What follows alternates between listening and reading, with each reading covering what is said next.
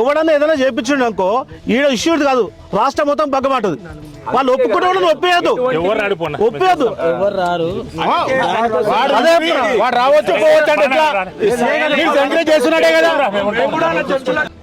ఏదో సిఐ గారు ఎస్ఐ గారు చెప్పి ఏదో నడవచ్చు అన్నా కానీ ఓడి ఒప్పుకోడు.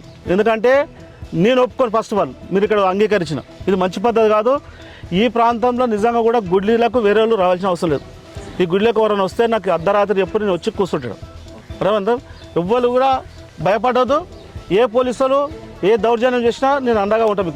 మీకు నేను మోమాట వాడకు నేను ఉంటాను. మీరు ఎట్టి పరిస్థితి బాధపడద్దు.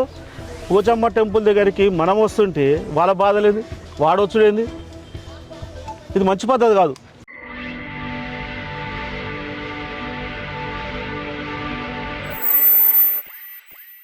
గత 2 వారాల క్రితం తెలంగాణలో ఎక్కడ చూసినా కూడా బోనాల పండుగ జోర్దార్ తీన్మార్ జరుపుకోవాల్సినటువంటి అవసరం ప్రతి హిందూ ఖచ్చితంగా ఉంది.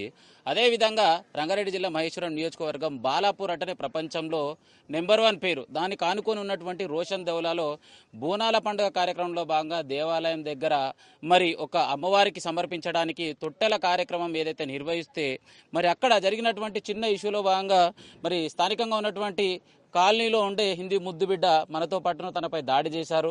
మరి నాకు ఇప్పటి వరకు పోలీసు వారి నుంచి ఎలాంటి న్యాయం జరగలేదంటే ఆవేదన వ్యక్తం చేయడం జరిగింది. రైట్, మనతో పాటు బ్రదర్ నమస్తే. నాగరాజ్ అన్న. ఏమైంది ఇంతకు అసలు బోనాలు? గుడి జాగల చర్చి పెడతాని కబ్జా చేద్దామని చూస్తుర్రు. అయితే మా గుడి పూజారికి ఇంట్లోకెళ్ళి బయటకు వెళ్ళిన గోడ పెట్టిర్రు. ఎందుకని మొత్తం ఇంట్లోకెళ్ళి బయటకు వెళ్ళిన ఆయన గుట్టనికి రెడీ అయిపోయారు. నేను అదే విషయంలో చెప్పడానికి పోతే నా మీద దాడి చేశారు. 10 మంది. ఇక్కడ బోడగుట్టలో చర్చ్ అనేది ఒక్కటి కూడా లేదా? 7 చర్చిలు ఉన్నాయన్న. గల్లీకో చర్చి ఉంది. ఇల్లు కొంటారు, చర్చి పెడుతురు. ఇల్లు కొంటారు, చర్చి కొడుతురు. అంతే అయిపోయాలి. అది అంతే. ఇక 7 చర్చి మనం ఇంత 500 గడపలు ఉన్నాయి మన హిందువులది. 2 గుళ్ళు మన సరోజనమ్మ టెంపుల్, పోచమ్మ టెంపుల్.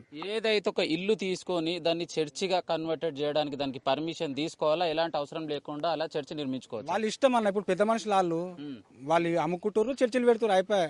మనమేమో పొద్దున్న లేసా కష్టం చేసి మనం పోతాం. పొద్దున పోతే నైట్ వస్తాం. మనకేం తెలుసు అవి. సో మొత్తం మీద 7 చర్చిలు ఉన్నాయి. ఈ గ్రౌండ్ చూస్తే ఇదైతే గవర్నమెంట్ కి సంబంధించినటువంటి ప్లేస్ కానొస్తుంది. ఇక్కడ దేవాలయం ఎప్పుడు నిర్మించారు? రీసెంట్ గా లేక ఎన్ని సంవత్సరాలు? 12 సంవత్సరాలు అవుతుంది. 12 సంవత్సరాలు. అంటే ఇంత ముందు డిఆర్డిఎల్ ఉండే ఆ గోడ కట్టినందుకు ఆ గుడి తీసుకొచ్చి ఇక్కడ కట్టుకున్నాం. అమ్మవారిని అక్కడికి వెళ్ళి తీసుకొచ్చి ఇక్కడ పెట్టుకున్నాం మనం. మరి ఇక్కడ దేవాలయం ఉంది. దేవాలయం ముంగట ఖాళీ జాగా ఉంది. ఈ ఖాళీ జాగాలో వాళ్ళు చర్చి కడతామని చెప్పేసి అనాల్సినటువంటి అవసరం ఎందుకు వచ్చింది? వాళ్ళు ఇక్కడ రావాల్సినటువంటి అవసరం ఎందుకు వచ్చింది? వాళ్ళు చర్చి కడతారంట ఖచ్చితంగా. వాళ్ళది ఉందంటే ఇక్కడ ఉంది. ఎవరు చెప్పారు అట్లా? జకరయ్య అని ఆయన ఫోన్ రికార్డు బి ఉంది మా దగ్గర. ఫోన్ చేసి మా గుడి మా చర్చి చేయాలని నువ్వు ఎట్లా కడతావు, నువ్వు ఎట్లా గేట్ పెట్టిస్తావు అంటే బెదిరింపులు మాకు. ఇంకా ప్రకాష్ ఆయన పేరు. మరి నీ పైన దాడి జరిగిందని చెప్పేసి సోషల్ మీడియాలో వైరల్ అవుతుంది. మరి ఎవరు నీ పైన దాడి చేసిన? ఏసు దాసు వాళ్ళ పిల్లలు మొత్తం, వాళ్ళ ఫ్యామిలీ మొత్తం. ఇంతవరకు ఈ రోజు కొట్టిరు. మంగళవారం ఈ రోజు కొట్టిరు. ఇంతవరకు అలా యాక్షన్ తీసుకుంటే వాళ్ళు రోజు పనులు అంతా తిరుగుతారు. మాకు బాధ అనిపిస్తుంది అన్న. ఇగో ఇందుగా పుట్టి మాకు బాధ అనిపిస్తుంది మాకు.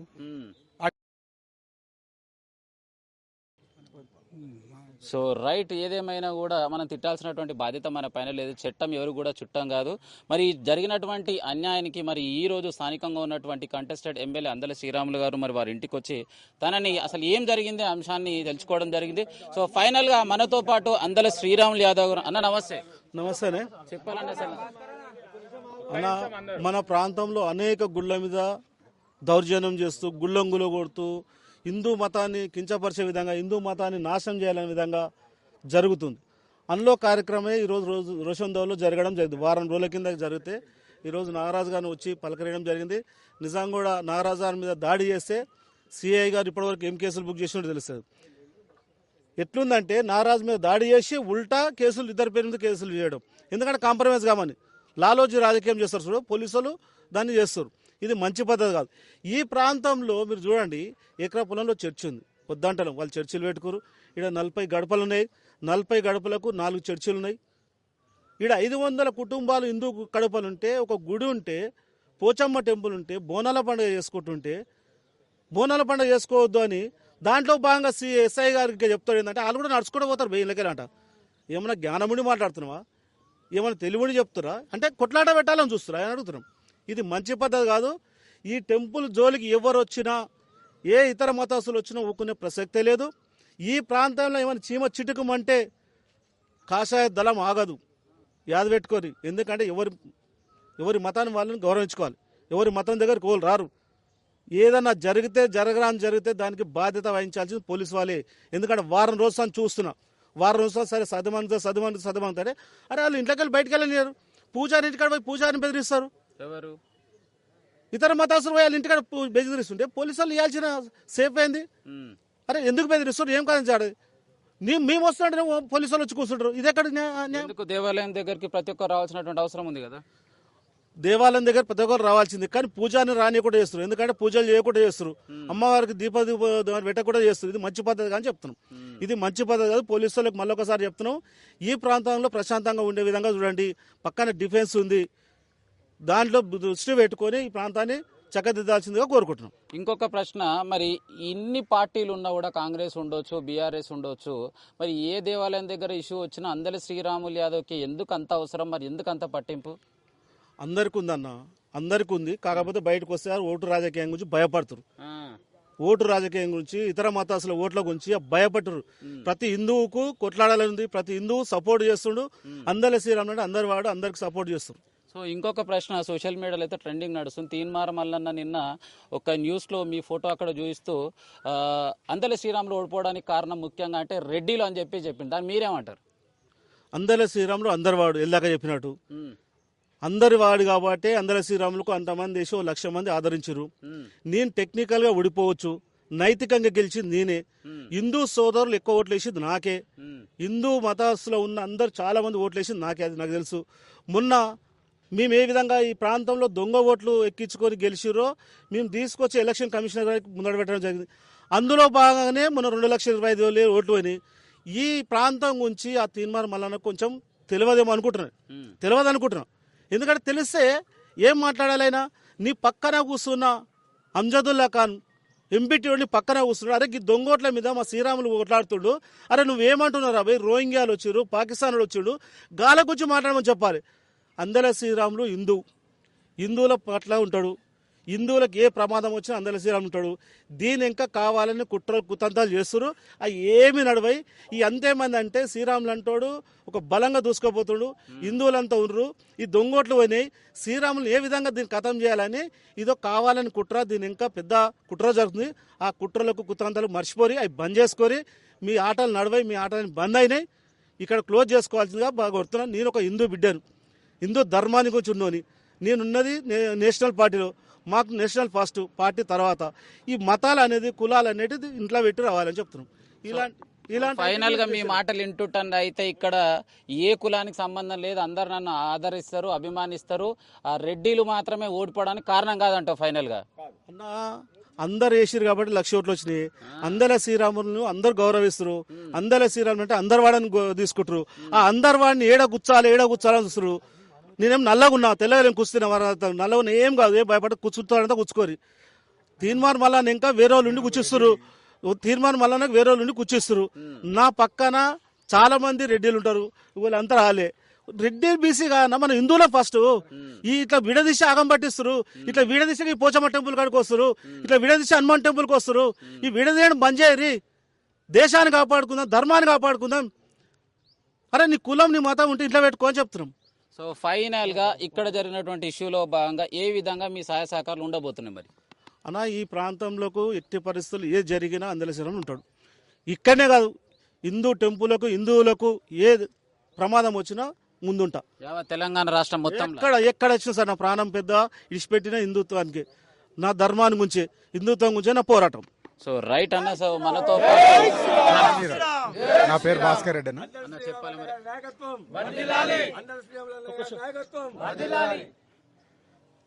అన్న, ఇక్కడ జరిగిన ఇష్యూ క్రిస్టియన్స్ ఉన్న 40 గృహాలు 500 కడపలున్న హిందువులను బెదిరించి అక్రమంగా దాడులు చేసిరు. మొన్న రీసెంట్లీ దాడులు చేసిన వీడియోలు కూడా ఉన్నాయి. కొట్టిన ఫుటేజ్లు అవన్నీ కూడా పోలీసులకు సమర్పించారు. అయినా వాళ్ళ మీద ఎలాంటి యాక్షన్ తీసుకోలేదు. ఈ వీళ్ళని భయపెట్టించే పరిస్థితి పోలీసు వాళ్ళు కల్పిస్తున్నారు. ఇప్పుడు మన ఈ హిందూ దేవాలయం ఈ బౌండరీలో వాళ్ళు ఎట్లా వస్తారన్నా? ఎట్లా వస్తారు? వాళ్ళ క్రిస్టియన్ దాంట్లో పోయి మనం ముంగడ పోయి మనం గుడి కడతామని ఒప్పుకుంటారా? అందులో ఈ ఉన్న ప్లేస్కి ఎకరం ప్లేస్ ఇచ్చినాక కూడా ఈ ఉన్న స్థలాన్ని ఆక్రమించుకోవాలనే ఉద్దేశం ఏంది వాళ్ళది? ఎలాంటి దురుద్దేశం ఉంది చూడండి వాళ్ళకు. హిందువులు అంటే అంత చులకన్నా? రెడ్డి కమ్మర కుమ్మర అని చెప్పి విడదీయడం ఎందుకన్నా? మా అందెల శ్రీరాములు అందరి వాడన్నా. మేము ఒక రెడ్డి కాని కాదు, ఒక కుమ్మరి కాదు, ఒక కమ్మరి కాదు. ప్రతి హిందువుకు హిందూ బిడ్డగా ప్రతిదానికి ముందుండి పోరాడే శక్తి మా అన్నకుంది.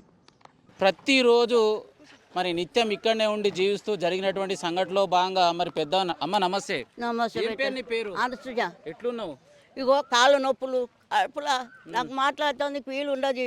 నాకు ఒక్క కొడుకు నా 3 పిల్లలు చేసుకుంటేనే కష్టం, లేకుంటే లేదు. ఏమైంది? ఈ 2 వారాల సంది బాగా బోడగొట్టదు, న్యూస్ బాగా వస్తుంది టీవీ ఛానల్. ఇంతకేమైంది? ఇంతకేమైందంటే బోనాల నాడు గొడవలు అయినాయి. పూజారితోని వాళ్ళ ఇంటి మీదకి పోతే మందలిస్తాందుకు పోయిండ్రు. మందలిస్తాందుకు పోతే అరే అన ఎంట వాడి కొట్టారు. గింతనే ఎవరెవరు కొట్టిరు? వాళ్ళ కొడుకు, వాళ్ళ మనమడు, వాళ్ళ బిడ్డలు, ఆయన 10-20 ఒక్కరిని మెదిలిస్తే 20 మంది వస్తారు. వాళ్ళ గుంపు అంతా వస్తారు. పోతే ఈడ గుద్ది లోన గుద్దులే ఉన్నాయి బిడ్డ. ఏదైనా తప్పు చేస్తే పోలీస్ అధికారులు వాళ్ళకు కంప్లైంట్ ఇవ్వాలి, సిస్టమ్ పరంగా వాళ్ళకు యాక్షన్ తీసుకుంటారు. కానీ కొట్టాల్సినట్టు అవసరం లేదు. మేమనే మస్తు కొట్టిరు కొడుకు. అంబలు తాగుతుండు, మీ దండం చేస్తా అందరి పాదాలు నా తల మీద అంబలు ఎగ్గింత అంబలు కాస్తే తాగుతుండు. ఏం తింటలేడు. ఇట్లా గుద్దుడు 10 మంది ఎవ్వరు లేరు. అప్పుడు వాళ్ళ తప్పు లేదు, కావాలని మీ బాబుదే తప్పు ఉందని అంటున్నారు. నా బాబుది తప్పే లేదు. ఊరు మంది అందరిని అడుగు కూడా నా కొడుకు తప్పే లేదు. కొడుక వాడిని చంపుతారు, నా కడుపు ముంచుతారు. 3 పిల్లలు మరోరు బతికియాలే నా చెప్పురి. నేను ఎక్కడ వాడే మాకు భూములు లేవు, ఇండ్లు లేవు. గీడ బతికేతందుకు వచ్చినాం నా కొడుకుని ఏం చేస్తారు? పగబట్టిండ్రు నా కొడుకు అంటే తిరుగుతారు. ఒక్కసారి తల్లి ఆవేదన చూడండి. మరి ఎట్లా చేయాలి చెప్పు? ఎంతో ప్రేమతోటి చిన్ననాటి నుంచి పెంచుకున్నటువంటి తనయుడి పైన ఈ విధంగా దాడి జరగడం కరెక్ట్ కాదు అని చెప్పేసి తన ఆవేదన వ్యక్తం చేయడం జరిగింది. అమ్మ నమస్తే. పేరు? నా పేరు అల్వేలు. ఎన్ని రోజులు సంది ఉంటున్నావు ఇక్కడ? నేను 15 ఏళ్ళు అవుతుంది. 15 ఏళ్ళ సంది. ఏమైంది ఇంతకు అసలు? ఏం లేదు సార్, ఇక్కడ మేము గుడి చేసుకొని మంచిగా ఉందామంటే మమ్మల్ని ఇట్లా టార్చర్ పెడుతున్నారు. ఏ దానికి ముందుకు వస్తారు వాళ్ళు. ఏదన్నా మాట్లాడదంటే మా పిల్లలు అదురుకొని ఊకుంటున్నారు. ఆడోళ్ళని ఎగేస్తారు. ఆడోళ్ళని ఎగేసేటలకు అందరూ ఆ టైంలో ఎవరు ఉండలేకపోతారు. 8 అట్లా ఎవరు ఉంటారు. మొత్తం ఇక్కడ ఇలాంటి గుళ్ళు ఎన్ని ఉన్నాయి? ఇక్కడ అక్కడ